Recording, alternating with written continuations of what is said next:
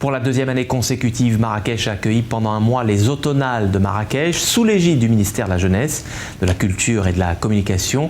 À l'honneur de cet événement cette année, la culture comme vecteur de paix. Le reportage sur place de Kamal Achaga et Johanna Binder.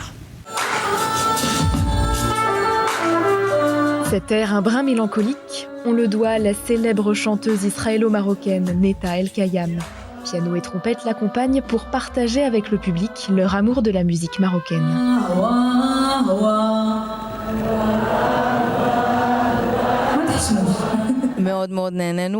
Nous avons pris beaucoup de plaisir et sommes heureux des réactions du public. C'était une soirée fantastique. C'est toujours un bonheur d'être ici, de partager notre amour de la musique et de la langue marocaine avec nos très chers amis marocains.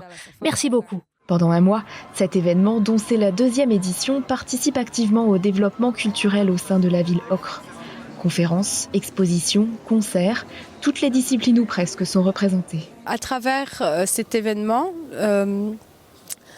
où les artistes confirmés sont là pour aider les jeunes artistes émergents, donc qui sont au stade de l'artiste créatif, un artiste en devenir. Les uns les autres se soutiennent. Alors les signatures vont aider les jeunes talents et les jeunes talents vont redonner un souffle à ces grands artistes qui, au bout d'un moment, s'essoufflent. Donc cet événement tourne autour de la bienveillance, autour de l'amour et autour de la solidarité. Comme souvent, la culture se veut partenaire de la paix. C'est également dans cet objectif que s'inscrit le documentaire de Kamal Ashkar, projeté ce soir-là.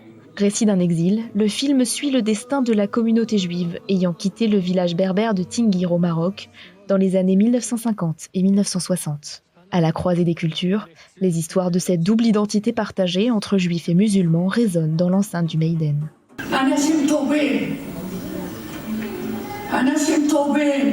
Je suis particulièrement content et heureux de projeter mon premier film, Tineret Jérusalem, ici 10 ans après, dans le cadre de l'Automnale de Marrakech, fondé par mon Abi Hiba, au Maïden, au M Avenue.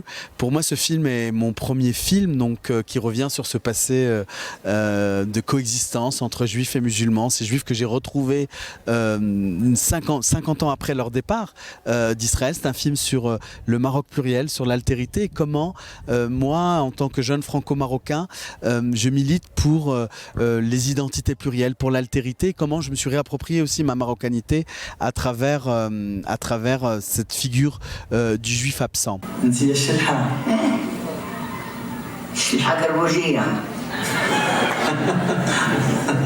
Les juifs marocains, les marocains juifs, où qu'ils soient, en Israël, à New York, en Europe, au Canada, en Jamaïque, peu importe, ou au Japon, gardent un attachement indéfectible à la terre marocaine, à ses traditions, et qu'on est plus fort finalement quand on accepte toutes nos identités plurielles. Et je suis aussi très fier que la Constitution marocaine du Maroc, depuis 2011, et grâce à Sa Majesté Mohamed VI, que Dieu l'assiste, reconnaisse cette pluralité marocaine et qu'on l'apprenne maintenant à l'école aujourd'hui. Alors que les juifs du monde entier allument en ce moment les bougies de Hanouka, ce patrimoine judéo-marocain qui fait la richesse du royaume chérifien saura à coup sûr éclairer les visages et les cœurs.